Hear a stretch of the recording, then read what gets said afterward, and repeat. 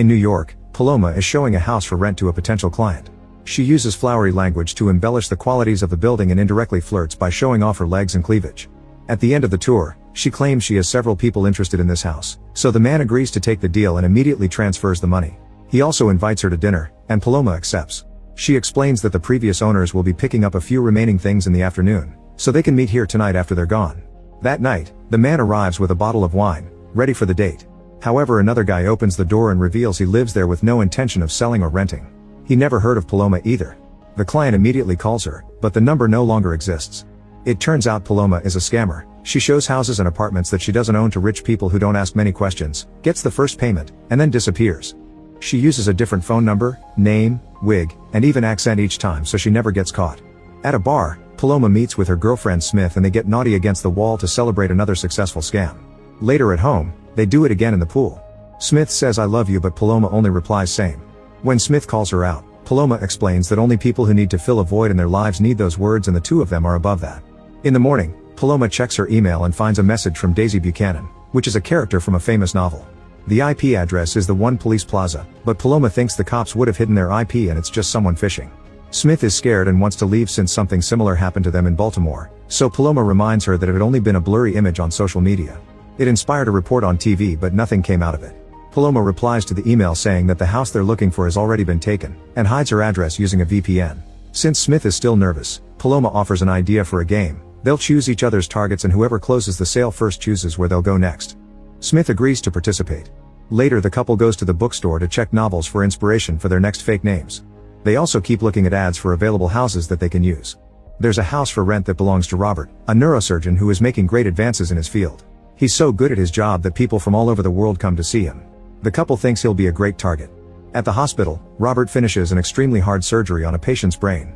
Afterward he has a chat with his boss Bradshaw, who thinks Robert does miracles. They discuss the matter of neurotransplantation, which Robert has achieved on animals. He wants to try on humans but hasn't gotten government approval yet. Bradshaw promises he'll fight for him. In the evening, Robert meets with Paloma, who pretends to be interested in renting his old house. Something peculiar about this place is that the servants' quarters were bricked up after it was discovered they were built over a cholera pit. Robert shares that he used to live here with his dead wife Rebecca, whose parents live a few houses down the street. When they shake hands to close the deal, Robert's wedding ring accidentally scratches Paloma's hand. He apologizes as he explains that the ring got mangled in the garbage disposal. Then he takes care of the wound and gives her the paperwork with everything she needs, like Wi-Fi password and alarm codes. In her new room, Paloma calls Smith to share her progress. She's already made a copy of the keys and disabled the cameras with the password Robert gave her, so now she only needs to find the potential clients. Paloma doesn't know that Robert is keeping an eye on the cameras and notices that she's turning them off. Sometime later Paloma invites a bunch of clients to see the house, but none of them are interested enough to close the deal. In the evening, a client named Tad arrives and Paloma thinks she's finally making progress. She invites him to the living room, where she forgot to turn off a security camera. Soon Robert gets an alert of multiple people there. Tad gets too handsy and Paloma turns him down as she steps away from him. He doesn't take no for an answer and steps closer to grab her by the hair, which causes her wig to come off. Paloma pushes him and tries to escape, but Tad grabs her by the neck and holds her against the wall to start touching her. After some struggle, Paloma manages to push him off again and falls to the floor. Tad grabs a knife and holds it against her neck as he tries to take advantage of her. All this is seen by Robert on the camera, so he immediately leaves his office. Meanwhile Paloma kicks the attacker and causes him to hit his head on the table. When she tries to run away, he grabs her leg and makes her fall again before slashing her neck. At the same time his wound is bleeding heavily, so he starts feeling dizzy. After he slashes Paloma again, Robert appears behind him and injects a sedative into his neck. Paloma tries to stand up, only to pass out as well. At the police station, detectives Diane and Crace are studying the case of the mysterious woman who has been scamming people all over New York. They have no information on her except that she uses names from literary characters. Diane confirms she sent the email and asks Crace to search every recent listing on popular house sites with names from novels. When Paloma finally wakes up, she finds herself in a hospital room. Robert checks on her and explains that he had to give her 10 units of blood. Then he pulls out the business card he found in her pocket, which has her fake name and classifies her as a realtor. He now knows she's a scammer and proceeds to scold her, saying she should use her intelligence to help others. After sedating her again, he stitches the wound on her neck. That night Paloma wakes up and disconnects all the machines to escape, only to discover that the door is locked. When she checks the window, she finds a brick wall blocking it. She yells at the security camera and pounds on the door to no avail. Then she takes her hairpin and a needle to pick the lock, which finally allows her to leave the room. In the corridor, she realizes she isn't in the hospital, she's in the house's secret room. A door suddenly slams and Paloma is startled by a dog barking. Suddenly Lenny appears behind her and captures her. Meanwhile Smith finishes her sale and sends Paloma a message. At the same time Robert is removing the bloodstained carpet and finds Paloma's phone and keys. He decides to hide the carpet in Paloma's car. Sometime later a cop goes around the neighborhood with a picture of Tad, asking the neighbors if they've seen him. His wife reported him missing and his phone puts him in this area as his last location. Robert says he doesn't recognize him, but when the cop asks about any strange happenings in the area, Robert tells him about a car blocking a hydrant. He had it towed, so he tells the officer the company he called. While Robert watches old videos of Rebecca, Paloma wakes up in a cell to discover she's been chained to the floor. She desperately yells for help to no avail. Soon Robert brings her food and medicine, so she yells at him and tries to attack, but he just steps out of reach. Robert threatens to call the cops and Paloma actually wants him to do that, willing to admit her crimes if it gets Robert and Tad too. Robert leaves after telling her to eat, so Paloma throws the tray in fury before Lenny appears again. In the evening, Robert reveals he's used Paloma's DNA to find out more about her. He's got her full name and knows that her family died in a car accident 3 years ago. Meanwhile at the bar, Smith waits for Paloma and starts to worry about her absence. When Zach tries hitting on her, she sends him away. At that moment Robert replies to her text pretending to be Paloma. Smith happily sends her an "I love you" and Robert replies "I love you too," causing Smith to get suspicious. She goes back to Zach and this time agrees to leave with him. Later Paloma needs to pee, so Lenny handcuffs her to himself and takes her to a toilet outside her cell, where she's forced to do it in front of him. Paloma notices a scar on his head and tries to chat with him, but he doesn't answer. When Lenny takes her back, Robert changes the handcuffs for the chain and Paloma tries to use the chance to attack, but Lenny immediately overpowers her. She asks about Lenny, so Robert shares that he used to be a nurse at his hospital. 6 months ago a drunk driver hit him and Lenny was left in a vegetative state, but the driver only got a suspended license. If Robert hadn't operated on him, Lenny would have spent all his life in bed connected to a machine. However, Paloma thinks that being an empty man isn't a life either.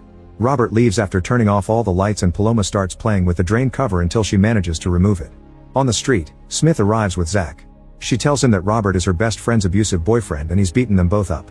Now she's afraid that her friend may have been locked up, so Zach grabs his gun and agrees to help.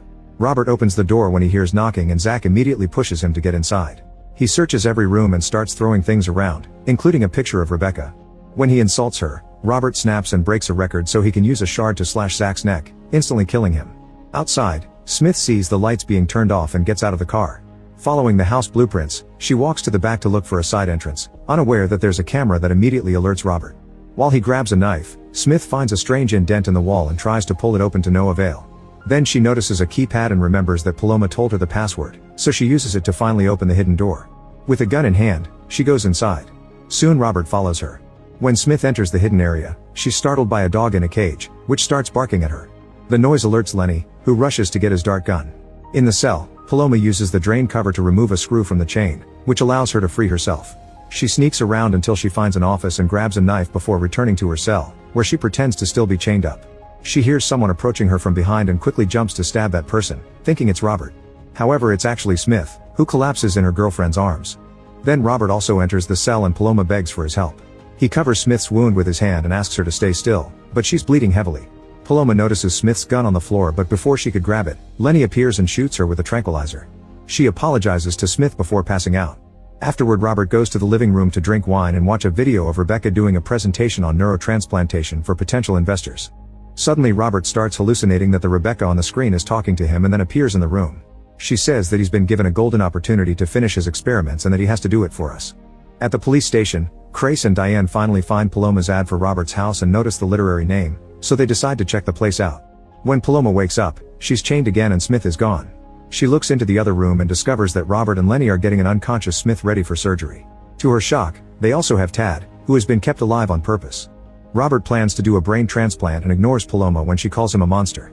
Paloma watches in horror how Robert cuts Smith's head open and she has to cover her ears when he starts using the drill. She starts having a breakdown that causes her to hallucinate Smith telling her she loves her.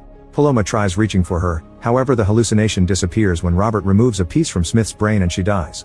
A desperate Paloma tries to make him see reason, but it's too late. Robert puts a piece of Smith's brain into Tad's head and wakes him up. At first, Tad has some difficulty moving, but soon he gains enough control of his body to leave the stretcher and enter the cell. He falls on his knees in front of Paloma and mentions Baltimore, revealing it's actually Smith's brain controlling the body. Paloma tells her she loves her and Smith replies same for further confirmation. As Paloma apologizes, the body squirms and Tad comes out to insult her. Paloma pushes him off and Robert rushes to bring him out of the cell. Paloma furiously yells at him, promising he'll kill him. Tad's body is struggling with having two minds in his head, so he lunges toward the wall. His exposed brain is crushed by the bricks, so he falls dead. At that moment Robert's camera alerts him of Diane's and Crace at his front door. Robert screams in frustration and tells Lenny to get Paloma ready before he runs out. Seconds later, Robert appears outside all cleaned up with his dog, pretending he's just coming back from his walk. He lets the detectives inside and Diane notices all the cameras. When she asks to see the footage, Robert explains his tenants like turning them off but agrees to give them the little footage he has. Then Diane shows him the ad with his house, so he tells her that he didn't post it. He admits he had a guest recently and mentions the other fake Paloma used, which is also a literary character. Diane finds it suspicious that a surgeon with his amazing salary wants to rent his house, but since he's doing nothing illegal, Crace points out they can't bother him anymore, so they leave. When Robert looks in the mirror, he finds Rebecca telling him that he may not be able to do this alone. Robert screams in frustration again before calling Bradshaw. On the street, Diane tells Crace all the weird things she noticed in the house. No water bowl for the dog, carpet tape on the floor but no carpet, and a small spot on the wall with new paint. Not to mention that 2 literary names in the same house in the same week can't be a coincidence. Unfortunately, Crace reminds her they still don't have enough to do anything to him.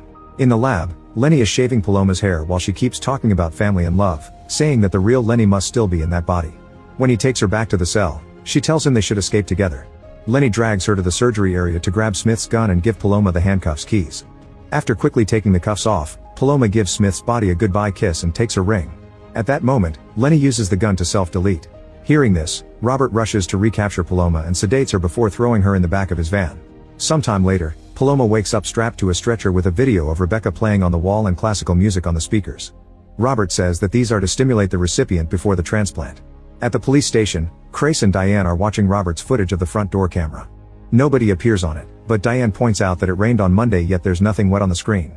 This means Robert messed with the footage. For the next few hours, Paloma can't move her body at all and she's forced to watch all the videos. Eventually Robert comes back with another body. It's Rebecca, who isn't actually dead. She's in a coma because of a degenerative brain disease and Robert has been keeping her alive for years. Rebecca and Paloma have the same blood type, so Robert will do the surgery. Paloma has a breakdown and says she hopes he ends up like Tad. With Paloma still awake, Robert cuts open her head. At first she laughs, but that changes into screaming when Robert gets the drill. Moments later Bradshaw arrives to see the results of the experiment. Paloma begs for help, but Bradshaw is disgusted by all the lines Robert has crossed and steps out of the room. When Bradshaw wonders how many people were killed for this, Robert swears this is the first one. He points out that Paloma is a scammer that nobody will miss and this experiment could save millions of people, but Bradshaw knows that he's only doing it for Rebecca and calls it playing God. Refusing to be part of this, Bradshaw leaves. In the car, Bradshaw tries calling 911. However, Robert appears next to him and stabs him. In the police station, Crace and Diane learn that Robert's neighbors heard a gunshot last night. Between this and the fake footage, they have enough for a warrant. When Robert returns to the lab, he finds the stretcher empty. Suddenly Paloma tries to attack him from behind and Robert pushes her off, but she still manages to slash his chest with a scalpel before he captures her and puts her back on the stretcher. Afterward Robert washes up to get ready for the surgery. He keeps thinking about Rebecca and screaming in front of the mirror. On the street, Crace and Diane surround the building with a SWAT team. They bring down the front door and Diane goes inside, but they find nothing. Crace goes around the back and finds the other entrance, so he tells the team to follow him. Meanwhile Robert cuts off a big part of Rebecca's brain. Then he does the same to Paloma and proceeds to do the transplant. By the time the cops reach the surgery area, they find a bunch of bodies but no sight of Robert or Rebecca. A few houses down the street, Robert is hiding in Rebecca's parents' home. Eventually Rebecca wakes up and Robert is happy to finally see his wife conscious and sane. Sometime later, Robert is helping Rebecca move again. She wonders who the body used to belong to, so he just says that the donor didn't survive the procedure. Months later, Robert and Rebecca are happily living in a cabin near the woods. Suddenly Rebecca slashes Robert's neck, revealing that Paloma has been in charge the whole time and only pretended until she was fully recovered to get her revenge. She puts on Smith's ring again and smokes while she enjoys watching Robert bleed to death.